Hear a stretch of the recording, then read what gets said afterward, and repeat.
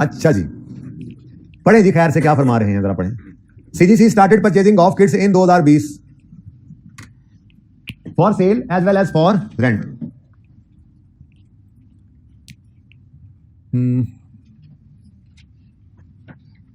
Working 5 for sale inventory होगी, फिर बोलो गोल्फ किट्स की इन्वेंट्री होगी कि नहीं? फॉर सेल गोल्फ किट्स की इन्वेंट्री आ गई, और जो इन्होंने रेंट के लिए देनी है वो golf kits non current asset बन जाएगा।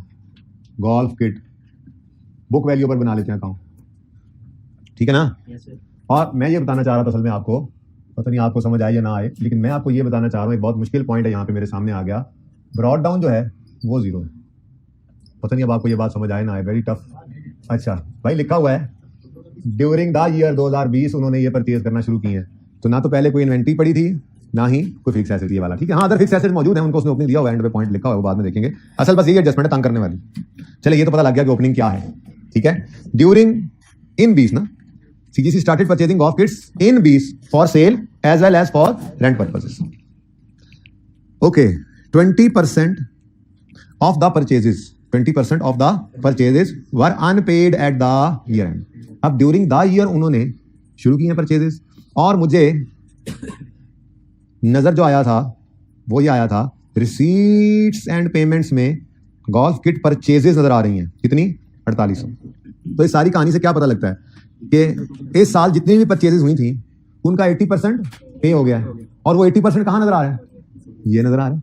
क्या ख्याल है? तो क्या मैं इससे टोटल परचेज की फिगर निकाल नहीं सकता? ये क्या है? During the year paid, receipt and payment में है ना, ये पेड है, और ये कितने परसेंट है? 80% ऑफ टोटल परचेजेस। कैसे कॉन्फिडेंट है? ओपनिंग में से भी तो कुछ परचेजेस की पेमेंट हो सकती है, ओपनिंग है ही नहीं। तो ड्यूरिंग द ईयर जितनी परचेजेस हुई वो 20% अनपेड है, तो मतलब ड्यूरिंग द ईयर जितनी परचेजेस हुई वो 80% पेड है, और during the year he purchase हुई है, इससे पहले तो कुछ था नहीं ओपनिंग में। तो इसका मतलब इस साल में जो 4800 पे हुआ है ये इस साल की सारी परचेजेस का 80% है। तो अगर ये 80% है तो इससे 100 निकालना को मुश्किल है। तो फिर वर्किंग नंबर 7 ओपन कर लें अगर करनी है तो। ओहो जी, 4800 डिवाइडेड बाय ये 80 है इंटू 100 क्या बन जाएगा? 6000, ठीक है जी। ये 6000 क्या है? टोटल परचेजेस कितनी है जी? 6000। Total purchases of golf kits कितनी है? 6000। अब इस 6000 में से कितने गया? 2/3 of the golf kits purchases made during 20 had been added to inventory, यानी कि इनका 2/3 जो है वो इन्वेंट्री में जाना है, ठीक है? एंड रिमेनिंग यानी 1/2 had been added directly to golf kits for rent, ये एसेट बन जाएगा, ठीक है? यानी जो 6000 की फिगर मिली आपको, वो 6000 में से 2/3 4000 ये इन्वेंट्री में डाल देंगे, आप बेचने के लिए लगा देंगे डिस्प्ले में, और इसमें से 1/3 यानी 2000 वो आप दूसरी तरफ जाकर अलमारी में रख देंगे, उसके ऊपर लिख देंगे किराए के लिए। किराए पर भी किट्स दस्तयाब हैं, ठीक है? किराए पर भी, मुनासिब किराए पर भी किट्स दी जाती हैं, ठीक है? वो भी आपने लिख दी, ठीक है? अब ये तो हो गया डेबिट की कहानी। इन्वेंट्री डेबिट हो गया 4000 से, और ये किट्स जो एसेट है वो डेबिट हो गया 2000 से। क्रेडिट हुआ है कैश एंड बैंक 4800 से, और बाकी पेएबल है, ठीक है? तो ये एंट्री बनती है जी। अगर आपकी इजाजत हो तो मैं ये वाली ऐसे लिख लूं। कहते हैं नहीं इजाजत, कितने बेशरम हो यार तुम लोग जी। तो 6000 की एंट्री क्या है? इन्वेंट्री में 4000 डेबिट, गोल्फ किट्स में जो एसेट है 2000 डेबिट, कैश एंड बैंक में से 4800 क्रेडिट, और बाकी पेएबल। ये एंट्री मैं डायरेक्ट करना जा रहा हूं ताकि टाइम बचे। वैसे अल्टरनेटिवली एक काम और भी हो सकता था, वो लंबे वाला काम है। वो क्या है? वो काम ये है, जो आप करना चाहें आप में से बेशक करें। आप पहले एंट्री करें, inventory debit 4000, golf kits debit 2000, और पेएबल क्रेडिट 6000। कहते तो यही कर लेते हैं। उसके बाद पेएबल डेबिट 4800, कैश क्रेडिट 4800। तो अल्टीमेटली वहीं पे पहुंच रहे हैं, लेकिन एक पेएबल का लेजर भी बनाना पड़ेगा। तो जो बता दो, पिछली क्लास में वैसे मैंने वो वाला तरीका किया, आप कौन से वाला पसंद करेंगे? यही वाला, ये ना कर लें, पक्की बात है। मुझे तो लग रहा है मैं दोनों करके देख लूं, अपनी प्रैक्टिस हो जाएगी मेरी। चले ठीक है जी, फिर लेजर से बचना है तो वैसे कोई ये करना चाहे तो समझा दिया मैंने, ठीक है? पहले ये डेबिट करेगा तो फिर पेएबल फॉर किट्स या क्रेडिटर किट जो भी कह दें, पेएबल फॉर किट्स का एक लेजर ओपन हो जाएगा। क्रेडिट साइड पे पूरा 6000 आ रहा होगा। फिर आप 4800 की पेमेंट करोगे, पेएबल डेबिट कैश क्रेडिट, तो वो 2000 पेएबल शो करने लग 1200 का पेएबल शो करने लग जाएगा। तो यही मैंने डायरेक्ट कर देना है, तो मैं डायरेक्ट ही कर रहा हूं। फिर ठीक है, आप लोगों की जिद है तो अगर वो करना चाहे तो इस तरह से भी कर सकता है, ये और है। ओके चले, 6000 इन्वेंट्री में आ गया। 6000 नहीं, अच्छा सॉरी सर, आई थॉट ये 6000 टोटल नहीं है, 6000 तो टोटल है जी। इन्वेंट्री में आ गया 4000, ठीक है? और गोल्फ किट्स में आ गया 2000, यहां पे आप पेबल लिखें, आपकी मर्जी है, एडिशन लिखें, मैं तो कहता हूं यूं लिख लें परचेजेस, और यहां पे लिख लें एडिशन, जरा अच्छा लगता है ना, ऐसे ही होता था ना, फिक्स एसेट में एडिशन आता है और यहां पे परचेजेस आती है, जरा अच्छा लग रहा है। बहरहाल हमें से क्या आंसर करना था, 4000 debit, 2000 debit, cash and bank में 4800 क्रेडिट, यहां पे लिख लें गोल्फ किट परचेज, ठीक है ना, और बाकी का पेबल है जो करंट लायबिलिटीज में लिख दो जाके, पेबल फॉर गोल्फ किट्स कितना 1200, ठीक है। और जिस किसी ने लेजर बनाया होना था, एक लेजर और बन जाना था, ये डबल एंट्री डेबिट डेबिट होके वहां जरा लॉजिकली नजर ज्यादा अच्छा आता है, क्रेडिट हो जाता, फिर उसमें से 4800 डेबिट होकर ये क्लोजिंग 1200, ये इधर चला जाता, तो पेमेंट तो नजर आ गई थी। बहरहाल हमने क्या किया, inventory debit, golf kit debit, cash credit, payable credit, कोई मसला है तो बताएं। चले जी, यहां तक तो सवाल आसान था, और इसके बाद भी सवाल आसान है, तो इसलिए पहले बाद वाला कर लेते हैं। पॉइंट नंबर 6, पिछली क्लास मैंने वो पहले करवा दिया था। पॉइंट नंबर 6 मैं चाह रहा हूं कि जरा वो आखिरी एडजस्टमेंट जो है ना वो दोबारा आए और मैं एंड से इकट्ठा ही कट करवा के उनके रखूं, इसलिए वो एडजस्टमेंट मैंने रोक दी, ठीक है। पॉइंट नंबर 6, ये पहले आसान वाले नंबर ले लें। रेंट ऑफ गोल्फ किट्स, ये क्या है, इनकम है, इनकम है, इधर नहीं लिख लेना, ये सेल ऑफ गोल्फ किट्स होगा भाईजान, ये सेल ऑफ गोल्फ किट्स होगा। और एक और बात भी बताता चलूं, एक चीज तो मैं भूल ही गया, मैंने माना कि ये पॉइंट मैं भी आपको नहीं पढ़ाना चाह रहा, ये मैं एंड पे पढ़ाऊंगा बच्चों के लिए, फिर मैं कट भी करवाऊंगा क्योंकि ये थोड़ा सा परेशान लगे मुझे इसमें, ठीक है ना, और ये पॉइंट थोड़ा कंफ्यूजिंग, ठीक है। कहां गया यार वो मार्कअप मार्जिन की परसेंटेज, कहां है, इसी में लिखा हुआ है, ओके बस इतना सा पढ़ाना है, फिर वैसे पढ़ा रहा हूं। वो कह रहा है golf kits are sold for cash at, अच्छा फॉर कैश से पता लगा कि एंट्री होगी entry cash and bank debit, पता नहीं से, और सेल्स क्रेडिट पता नहीं से, ये पता नहीं लिखना जरूरी है, सेल ऑफ गोल्फ किट्स, क्योंकि आज खतरा है, हमें शक है फ्रॉड का, तो ये फिगर हम निकाल के लाएंगे, ठीक है, ओके डन। अच्छा चले, एक तो ये पता लग गया कि सेल्स हैं, कैश में कर रहे हैं, उधार पे कोई नहीं है, और दूसरी चीज ये भी लिख लेते हैं आप, चलो cost plus profit is equal to sale में 100 प्लस 40 इज इक्वल टू 140, ठीक है। बाकी अभी मैंने पॉइंट छुपा दिया, ये पूरे सवाल में ये पॉइंट छुपाने वाला था। चले अच्छा जी, अब मैं ये कहने लगा था, देखो अब आपको पता लग गया सेल ऑफ किट्स वो अलग चीज है, ये रेंट ऑफ किट्स है, sale of kits trading activity है, रेंट तो आ रहा है वो फिक्स एसेट जिसको बनाया था, तो ये इनकम में डायरेक्ट जाना है, ट्रेडिंग एक्टिविटी नहीं है, तो इसकी entry cash and bank debit कितने से 650 से, कैश एंड बैंक डेबिट, और क्या नाम है इनकम का, rent of golf kits income credit, income मैंने वैसे लिखा, रेंट इनकम में आ रहा है जी, यहां पे क्या लिख दिया आपने, रेंट, तो नजर आ गया ऊपर जी, सेल है तो वो ऊपर आ रही है, रेंट है तो उसके बाद अलग अलग है ना दोनों, ठीक है, ओके। मैं गोल्फ लिख रहा हूं, कुछ लोगों के दिमाग में चले,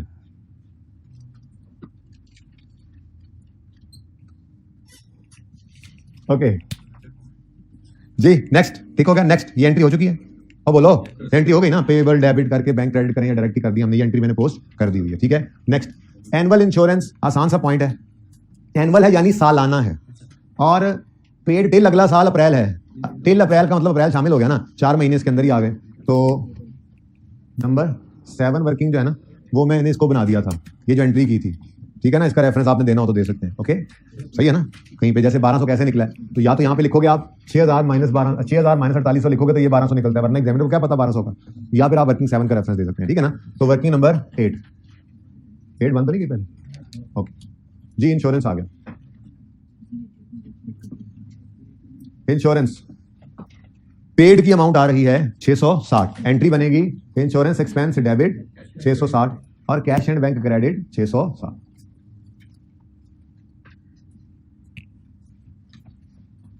अच्छा, अब खुद से नहीं आपने अज्यूम करना कि ओपनिंग में भी प्रीपेड था, सवाल नहीं बताया तो नहीं, पहली बार करवाई होगी इंश्योरेंस, पहली बार ही जरूरत भी पड़ गई फिर, अच्छा इंश्योरेंस वालों को पहली बार ही डाल करना पड़े जी, कैश एंड बैंक, अब एंड दूसरा डाल दिया मैंने, वही नहीं आ रहा, अच्छा जी। अब जी ये 660 एनुअल है, ये 660 एनुअल है और है अगले साल अप्रैल, तो फिर क्लोजिंग में प्रीपेड आएगा, क्लोजिंग प्रीपेड आएगा ना, चलिए ये तो बता दो कि पेबल आएगा। 660 है पूरे साल का डिवाइड बाय 12, 4 महीने इसमें से प्रीपेड है 220, तो फिर एक्सपेंस 400, खतरा 440 वाला, 440 जाग के बैठे। इंश्योरेंस एक्सपेंस वर्किंग नंबर 8 में 440, और करंट एसेट्स में प्रीपेड इंश्योरेंस, ये भी वर्किंग नंबर 8 में ही आपने वो नीचे निकाला है 220। कहीं पे लिखा हुआ है कि पहले भी कोई इंश्योरेंस ऐसी थी, लेकिन उसके अंदर पॉलिसी के बारे में लिखा हुआ था कि उनकी इंश्योरेंस पॉलिसी है, वैसे उसमें कोई इन्फॉर्मेशन थी, उन्होंने यूं बताया था कि 48 पिछले साल का रिसीवेबल पड़ा हुआ है, कुछ ऐसी बात थी। यहाँ पे सिंपल कह रहे हैं annual insurance paid till March 21, और पूरे सवाल में कहीं नहीं लिखा हुआ कि पहले भी ये थी। गोल्फ किट्स भी तो इस दफा खरीदी है फिर, तो अभी अगर खुद से कुछ ना कह दे, प्लीज खुद से कुछ ना कह दे तो ओपनिंग अज्यूम नहीं करना होता है, ठीक है ना। खुद से कुछ कहे, खुद से ना कहे तो हमने नहीं अज्यूम कर लेना कि ओपनिंग भी था। जिस सवाल की बात कर रहे हैं उस सवाल को जाके देखिएगा, उसके अंदर उसने ओपनिंग के बारे में वाजे बताया हुआ था।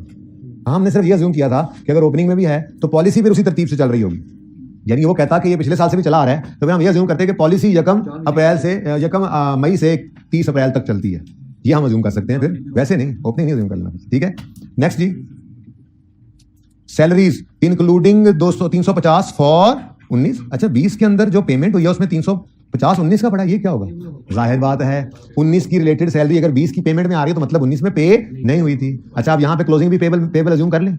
नहीं, सवाल ने नहीं लिखा हुआ तो खुद से कैसे अज्यूम कर लें, ठीक है, बात समझ आ गई। हाँ, या तो यूं कहता कि हर साल, जैसे एक सवाल में हमने किया था, हर महीने की सैलरी अगले महीने के 5 तारीख को पे होती है, तो फिर हम कहते हैं कि ये फिर पिछले की 5 थी, पिछले की वाली इस साल के 5 में हुई है और फिर इस साल की आखिरी भी होगी, तो फिर तो अज्यूम करते हैं। लेकिन खामोशी केस में खुद से कुछ ऐसी बात अज्यूम नहीं कर लेंगे, ठीक है। हम कैश की सैलरी पे कर देते होंगे, बहुत सारी ऑर्गेनाइजेशन ऐसी होती हैं जिनके अंदर मंथ एंड के ऊपर आखिरी दिन ही पेमेंट कर दी जाती है सैलरी, अगले दिन का स्टार्ट भी नहीं किया जाता कि यार नहीं मजदूर की मजदूरी दे दो, या कम भी नहीं की जाती, तो ऐसी ऑर्गेनाइजेशन हो सकती है। अब हो सकता है पिछले साल में किसी नागुज़ीर वजह की बुनियाद पर बैंक बंद हो गया था, कोई मसला आ गया था जिस वजह से शायद उनकी एक सैलरी पेबल रह गई होगी और वो इस साल उन्होंने क्या कर दिया, पे कर दिया, इस साल की पेमेंट में वो नजर आ रही है, लेकिन क्लोजिंग के बारे में खामोश है, खुद से अज्यूम नहीं करना।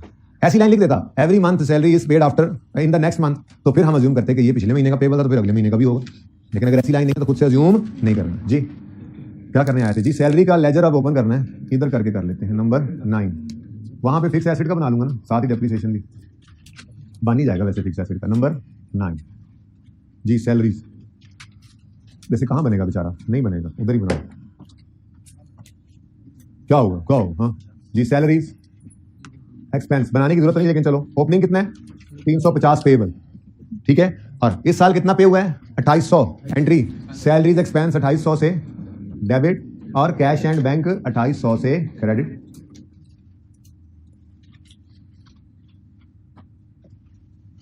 ठीक है, डन। नेक्स्ट है जी अदर, अच्छा इसको भी आपको सर अब आज चल जो रहा है काम तो चलाएं ना, पूरा सारा खत्म करें ना, जैसे आप सारा कुछ करते जा रहे हैं, ये भी तो आपने प्री पेमेंट पहुंचा दिया, एंड भी कर दिया, सारा कुछ जो खत्म हो जाता है उसको खत्म कर देते हैं, चलो यार कर दो। क्लोजिंग में कुछ पेबल नहीं है, एक्सपेंस की फिगर बैलेंसिंग निकाल लो 24, जाहिर है इस साल का एक्सपेंस तो पूरा 250 नहीं ना बनना चाहिए था, ठीक है, इसमें पेमेंट में तो कुछ पिछला भी पड़ा था, ठीक है, तो 2450 सैलरीज एक्सपेंस वर्किंग नंबर 9, कोई पेबल प्रीपेड एडवांस वगैरह कोई नहीं, ठीक है। लास्ट इज अदर एक्सपेंसेस 2320, कोई लेजर नहीं है, डायरेक्ट मुफ्त के नंबर ले लेने हैं। अदर एक्सपेंसेस जी 23, अदर एक्सपेंस डेबिट और कैश कार्ड 2320, पूरा सवाल हो गया, कोई ज्यादा मसला तो नहीं आया, चलो अब थोड़ा सा मसला आएगा, लेकिन थोड़ा सा ही होगा, कोई नहीं, और अगर ये मसला हल ना हो तो भाई 20 में से 15-16 नंबर फिर भी आपके आ चुके होंगे, यहीं से सवाल क्लोज कर दें तो काफी सारे नंबर आ जाते हैं, ठीक है। अच्छा वैसे मैंने आज काफी चीजें साथ पहुंचाई भी है ताकि आप कॉन्फिडेंस हो, यार देखो सारी चीजें तो पहुंच ही गई हैं, अभी वो एडजस्टमेंट तो नहीं, सारा सवाल तो इस पर नहीं डिपेंडेंट है, ठीक है। चलिए यहाँ तक कोई मसला तो नहीं है। अच्छा, golf kits are sold for cash at cost plus 40%, तो कॉस्ट प्लस 40% लिखा और कैश पे सेल होती है, इसकी एंट्री यहाँ करके रखी मैंने, ठीक है, यहाँ पे कैश आना है। क्योंकि हमने फ्रॉड के इल्जाम पे अकाउंटेंट को निकाला है, तो यहाँ पे देख लो कोई भी चीज मैंने बैलेंसिंग नहीं निकाली हुई, ये पड़ा हुआ है, इसको भी निकाल के लाऊंगा कहीं ना कहीं से और फिर इसको बैलेंस करके देखना, ये उसूल है अगर फ्रॉड वाला मसला आ जाए सवाल करने, ठीक है, जो कि 3 सवालों में है। लेयर क्लब किया था ना, लेयर क्लब किया ना, सॉरी अल्हम्दुलिल्लाह। अच्छा जी, golf kits are sold for cash at cost plus 40%, cost of closing inventory of golf kits for sale amounted to 1 million, ठीक है। तो सीधे उन्होंने क्या बता दिया, क्लोजिंग स्टॉक कितने हैं, अभी साथ साथ नोट ना कीजिएगा, थोड़ी देर रुक जाए। तो इन्वेंट्री क्लोजिंग कितनी है, बोलो 1 मिलियन, 1000, ठीक है जी। अब बस आगे ना लिखा होता तो पुरसुकून जिंदगी, बैलेंसिंग फिगर यहाँ पे क्या निकालते हैं, कॉस्ट ऑफ सेल्स, अल्लाह अल्लाह ते खैर सल्ला, यहाँ से कॉस्ट ऑफ सेल निकलता वो इधर जाता, इससे सेल निकलता वो इधर जाता, यहाँ से फ्रॉड निकलता वो इधर जाता, सवाल खत्म। अब सारा सवाल हो गया हुआ है, लेकिन मजा तो नहीं आता आई कि आपको ऐसे है? सारा सवाल हो जाए बच्चे से, फायदा क्या, मतलब कॉन्सेप्ट ही टेस्ट करना, नर्व्स तो टेस्ट की जाए थोड़ी सी। तो अगली लाइन आई, इट वॉज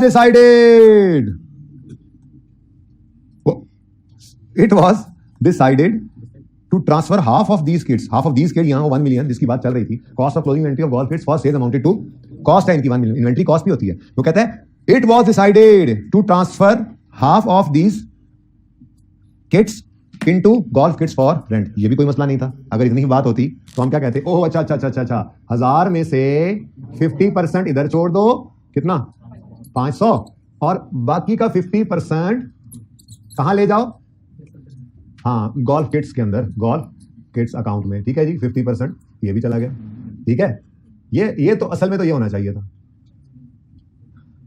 ये एंट्री होती golf inventory credit, golf kits का एसेट डेबिट, और यहां पे भी क्या आ जाता एडिशन, और ऐसा एडिशन होता भी था, ऐसी कोई बात नहीं, हम अपने यूज में ले आते थे अपनी इन्वेंट्री को, एंट्री होती थी fix asset debit inventory credit, यहां तक भी कोई मसला नहीं था सवाल में, बस ठीक है आप कॉस्ट ऑफ सेल निकलानी थी आपकी, वो तो फिर भी वही रहनी थी, ठीक है। लेकिन मजा तो नहीं ना आता। अब देखो कितनी सी लाइन रह गई है जिसमें मसला है, करते करते करते सारा सवाल कर लिया हमने, बस ये थोड़ी सी लाइन और सवाल खत्म है। लेकिन आप 80% मार्क्स ले चुके हैं और स्टिल 10% और आ जाने आपके, इसको इग्नोर करके भी सवाल कर दें, बहुत सारी चीज निकलनी है, 10 से 12%, ठीक है। तो क्या है 20 नंबर में से 16-17 नंबर आ जाए तो काफी नहीं है, खैर चलो। It was decided, however it was decided, क्या it was decided to transfer half of these kits into golf kits for rent at 30% of their original cost। असल में मैंने ये एंड पे एडजस्टमेंट रखी इसलिए कि सुबह वाले बच्चों के लिए मैं इसको रिपीट करना चाह रहा था। तो दानिश कहाँ है, दानिश को बुला लें, ठीक है ना, वैसे बुला लें उसको, कोई बात नहीं, को कॉल कर लें, दानिश को जाके बुला लें। अच्छा, तो ये एडजस्टमेंट यहाँ से मैं जिस वक्त मैंने ये शुरू किया ना, ये एडजस्टमेंट 4, वहां से मैं सुबह वाले बच्चों के लिए कट करवा दूंगा और अपलोड कर दूंगा। आप में से भी किसी को समझ नहीं आई होगी तो यहाँ से ऑनवर्ड्स प्लस बैलेंसिंग भी करनी है, जरा हिम्मत करके, ठीक है जी। It was decided to transfer half of these kits, जहां से मैंने ये एडजस्टमेंट नंबर 4 शुरू किया डिस्कस करना, वो नोट कर लो, आज उसको कट करा के यूट्यूब पे चलाना, मुझे दिखाना भी जी। It was decided to transfer half of these kits, 1 million वाली, into golf kits for rent, मतलब 500 को निकाल के फेंक दो, पर 500 पे नहीं फेंक रहा, कह रहा है at 30% of their original cost, मतलब हमें कितने में पड़ी थी, 500 में, कॉस्ट से पड़ी होती है इन्वेंट्री, वो कह रहा है 30% निकालो और वो एसेट पे ट्रांसफर करो। मतलब अगर हम मिसाल के तौर पे खुद इस्तेमाल ना करें, किसी को बेचें, और वो यूं कह रहे हैं कि बेचते हुए आपने 500 की चीज खरीदी है, वो 30% पे बेच दो उसको, यानी 150 की उसको बेच दो, तो बाकी क्या है हमारा प्रॉफिट है 50। 500 वाली चीज 150 में बेचे तो प्रॉफिट है, ठीक है ना। तो बेसिकली एंट्री कुछ ऐसे बनाई उन्होंने ये कहा inventory of golf kit credit करो, इन्वेंट्री ऑफ, देखो जरा मैं एंट्री बना रहा हूं आपके लिए, गोल्फ किट क्रेडिट करो 500 से, इसमें से गोल्फ किट्स के अंदर, इधर देख लो बेटा, गोल्फ किट्स के अंदर 500 का 30%, सिर्फ 150 की कॉस्ट लेकर जाओ, ठीक है। कैरी डाउन थोड़ा ऊपर चले जाओ यार, एंट्री के साथ आप मिक्स हो रहे हो, प्लीज। अच्छा 1000 का 50% कितना था जी, 500। सुबह वालों ध्यान से देख लो, ये एंट्री मैंने जबानी की थी, अब आप लोगों के लिए मैं कट कर रहा हूं इसलिए जी, ठीक है जी। 150 को क्या कर दो, 150 को क्या कर दो, ट्रांसफर कर दो फिक्स एसेट में, बाकी भाईजान फिर आपको लॉस है, फिर लॉस ही है ना भाई। आपने खरीदी तो 500 की थी ना, बेची नहीं, खुद इस्तेमाल में ले आया, लेकिन कितने पर, 150 पर, तो बाकी फिर अब समझो आपने कबूल कर लिया कि नहीं बिक रही होंगी, अच्छी किस्म की नहीं होगी, इनको कंप्लेन आएगी, जो भी मसला होगा, आपने कहा यार 30% पे अपना एसेट बना लो, बाकी नुकसान ही है ना, जो भी है। जो समझ लो यार, किसी को बेची तो नुकसान पे बेची, किसी को नहीं बेची इसलिए कैश नहीं आया। अगर किसी को बेचते तो एंट्री क्या होती, इन्वेंट्री क्रेडिट 500 से कॉस्ट, ठीक है, कैश आया लेट से 600, तो 100 का गेन आ जाता, या खराब हो गई है बेची 150 की, तो बाकी क्या आ जाता, लॉस। जी नहीं, सेल की अमाउंट नहीं है, फिर पढ़ लेते हैं। Golf kits are sold for cash at cost plus this cost of closing inventory of golf kits, cost of closing inventory of golf kits for sale amounted to 1 million, ये cost है। It was decided to transfer half of these kits into golf kits for rent at 30% of original cost, वही 1 million है। Okay, इससे ज्यादा क्या मुश्किल करना है, पहले उसने काफी मुश्किल किया, तुम और मुश्किल कर लो, तुमको यार नहीं ये कॉस्ट नहीं, ये सेलिंग प्राइस है। इधर आओ, अच्छा ये एंट्री हो गई भाई, गोल्फ किट डेबिट 150 से, 350 से लॉस डेबिट, और 500 से इन्वेंट्री गोल्फ किट्स की क्रेडिट। अब ये एंट्री पोस्ट करने लगा हूं मैं, गोल्फ किट्स डेबिट, हाँ 150 आना, 500 नहीं आना, तो पुरानी बात थी ना, अगर ये गड़बड़ ना करते, ठीक है। गोल्फ किट्स डेबिट 150, सही है। लॉस गुजर गया हूं, गोल्फ किट्स के ऊपर लॉस आया, ट्रेडिंग एक्टिविटी वाली गोल्फ किट्स को ट्रांसफर किया, लॉस बुक किया, भाईजान मेहरबान कदरदान, लॉस लिखवाओ मुझे, कितना लॉस है, सब चुप करे, कितना लॉस, 350, ठीक है ना। ये मैं कह रहा था, आप उससे बात कर लो कि इधर नहीं लिखना इसको, ठीक है जी। Loss on golf kit transfer कितना जी, 350, ठीक है। अब इधर देखो, दोबारा एंट्री, ये एंट्री मैंने किया है सुबह वालों के लिए, आप वालों के लिए जी। 150 से गोल्फ किट्स डेबिट, 350 से लॉस डेबिट, और inventory of golf kits credit, ठीक है। तो इसको मैं अब गोल्फ किट्स की बजाय लिख देता हूं ट्रांसफर टू, बल्कि ठीक है गोल्फ किट्स ही ठीक है, ये बल्कि अलग अलग कर देता हूँ आपको। ट्रांसफर गोल्फ किट में कितना गया, अलग अलग लिख देता हूँ आपके लिए। गोल्फ किट में कितना गया है 150, और लॉस कितना हो गया आपको, यानी आप ये एंट्री तोड़ के भी कर सकते हैं। सादा बात, आप ये एंट्री यूं भी कर सकते थे, golf kit debit inventory credit 150, loss debit inventory credit 350, तोड़ के भी कर सकते हैं। ठीक है, मैंने तोड़ के शो कर दिया आपको। ओके, अब भी खत्म, नहीं सवाल खत्म, एडजस्टमेंट तो पूरी हो गई, एक रह गई बस, वो भी कर दो, उसके बाद बैलेंस करते हैं। तो बेटा मैं क्या करूं, गले पड़ जाऊं उसके, आप कोई और बात निकाल लें इसके अलावा कोई आती है तो।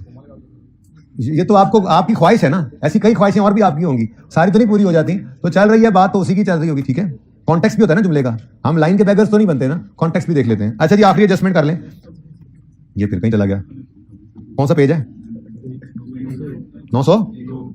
अच्छा भाई, ये जो क्लब फिडेलिटी पॉलिसी वाली बात है, ये तो जब एंड पे लॉस निकलेगा तब देखेंगे, ठीक है ना, तब 2 मिलियन की एंट्री कर लेंगे। फिलहाल तो वो कह रहा है फिक्स एसेट्स की यकम जनवरी 20 पर बुक वैल्यू है 25 है, कितना है 2500 है, तो अदर फिक्स एसेट्स 25,000 है। ठीक है, गोल्फ किट्स अलग हो गया एसेट, और बाकी फिक्स एसेट्स भी तो पड़े हैं, ये अलग पड़े थे, हमने अलग ही रखा हुआ है इनको, अदर फिक्स एसेट्स। ठीक है जी, ओपनिंग बैलेंस क्या है 25,000 है।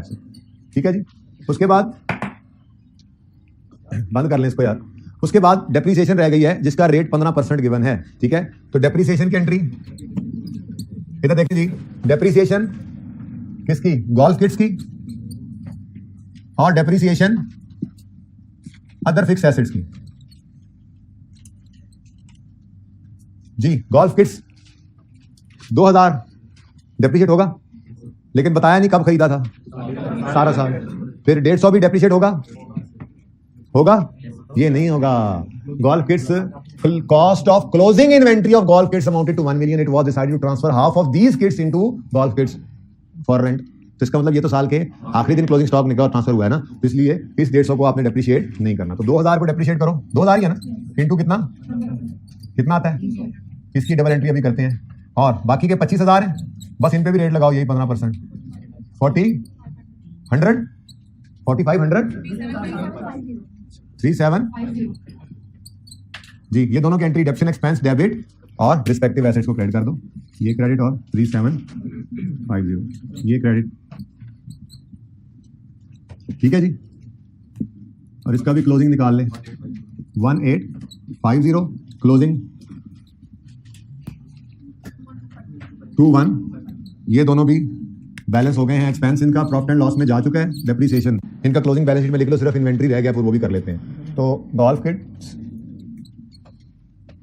वर्किंग नंबर 6 कितना 1850, और fixed assets other fixed assets जो है, other fixed assets working number जी 250।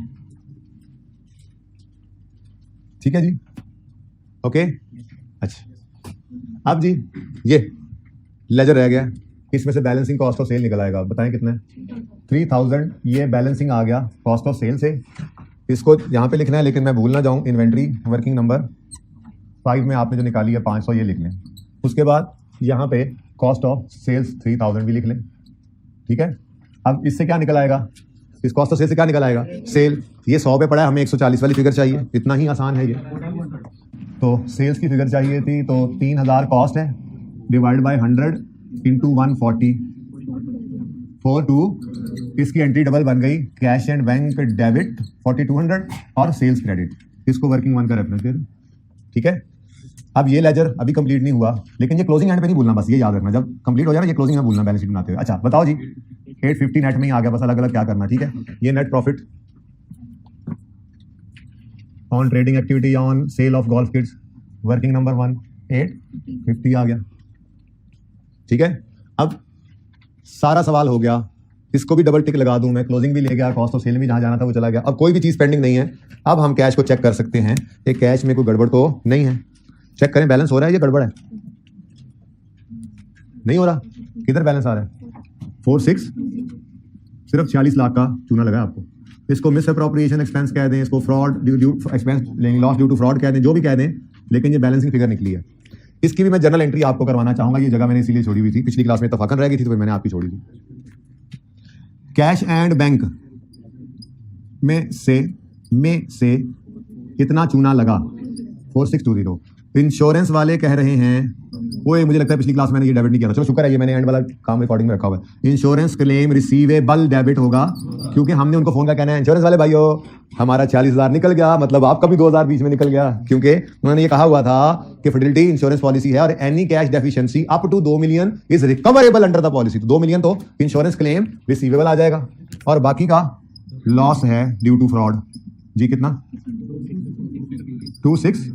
अब इसकी एंट्री पूरी डबल करवानी है, पता नहीं मुझे लगता है मैंने नहीं लिखा था, शायद लिख भी दिया हो। इंश्योरेंस क्लेम रिसीवेबल, इसको वर्किंग 2.1 कर दें, बेशक करना ही है तो इंश्योरेंस क्लेम रिसीवेबल, वैसे सवाल में ये गिवन था, तो सवाल में गिवन था इंश्योरेंस क्लेम रिसीवेबल 2000 से डेबिट, प्रॉफिट एंड लॉस यानी इनकम एक्सपेंडिचर 2620 से डेबिट, यहाँ पे आपने लिख दिया लॉस ड्यू टू फ्रॉड या मिस अप्रोप्रिएशन लॉस, कुछ भी लिख दें, वर्किंग नंबर 2.1 कर दें, ठीक है। और जी ये 4620 को कैश में पूरे पे लिखा हुआ है, ये अभी रिसीवेबल है, कहीं लिखा हुआ कैश आया है, अभी तो आपने कैलकुलेट किया भाईजान 4600 निकला है, तो अभी आप उनको फोन करके बताएंगे भाईजान ये इतना लॉस हो गया, आपने भी देना है इतना, ठीक है। चलें जी, अब जरा क्विकली मुझे ये बता दें, हाँ ये रह गया कैश एंड बैंक, जो आप मैंने कहा भी था कि बताना है, आपने फिर नहीं बताया। कैश एंड बैंक कितना 4200। अच्छा बच्चों, सुबह वालों मैंने एक नोट यहाँ डलवा दिया, in the absence of information I have classified repair and maintenance fund as a non current liability, और ये नोट डाल के मैंने इधर लिखा है, मर्जी है दोनों तरफ डाल सकते हैं, मैंने सुबह आपको कहा था, तो इस तरह से नोट डाल दें जी। कितना 370 बस सरप्लस है, ओपनिंग कोई और फंड नहीं है, जनरल फंड ही होना है, प्लस सरप्लस कितना जी 370। अब ये नहीं है, बाकी सब कुछ है, ठीक है। तो कैलकुलेटर हाथ में रखें, मैं ब्रैकेट कोई नहीं डाल रहा, आपने कैलकुलेटर हाथ में रखना है। मेरी कोशिश थी, मैंने कुछ वर्किंग्स को स्किप किया, कुछ को यहीं पे जरा तंग तंग करके किया ताकि ये सारे सेम रहें, बैलेंसिंग मैंने सुबह वालों को भी दिखानी थी ना। कैलकुलेटर हाथ में है जी, प्लस 2500 माइनस 350 माइनस 9000 माइनस 5800, इधर कुछ भी नहीं है, इधर भी कुछ नहीं, इधर प्लस 25,000। आंसर क्या आता है? हाँ 1 2, सिर्फ ओपनिंग जनरल फंड पे जरा चाती मार के देख लो, ठीक है। चले छोड़ें, हमें क्या बाद में देखते हैं जी। इधर जी इक्विटी फंड्स एंड लायबिलिटीज का टोटल बताएं, और कुछ 2-3 बच्चे जिक्र पे भी लग जाएं जी। 320 या अल्लाह खैर। अब इस मौके पे आके जब सरदमान एंटर होने वाले हैं, अभी ये बैलेंस ना हुआ तो यही है, शुक्र है 30 जींदे रहो वसदे रहो। होमवर्क में वही सवाल है, सी व्यू मॉडर्ना एग्जेक्टिव क्लब, कोई एक सवाल हो तो बताऊं। नहीं सुनूंगा, मैं नहीं सुनूंगा जी। भाई जल्दी करें, भाई का सवाल आ गया। हाँ तो करो, मिस ना करना, ये पता चल जाए तभी तो लेजर बनवा लेता हूँ। आपको नहीं पता चलना तो आप लेजर बनाएं, फिर इतने शॉर्टकट की तरफ ना जाएं, और अगर पता चलता है तो फिर बना ले शॉर्टकट, ये तो आपकी मर्जी है, तो आपका डिसीजन है भाई। अगर शॉर्टकट लगाया तो फिर इतने पक्के हो कि फिर आपको पता हो कि ये भी ओपनिंग है, ठीक है जी। अल्लाह हाफिज।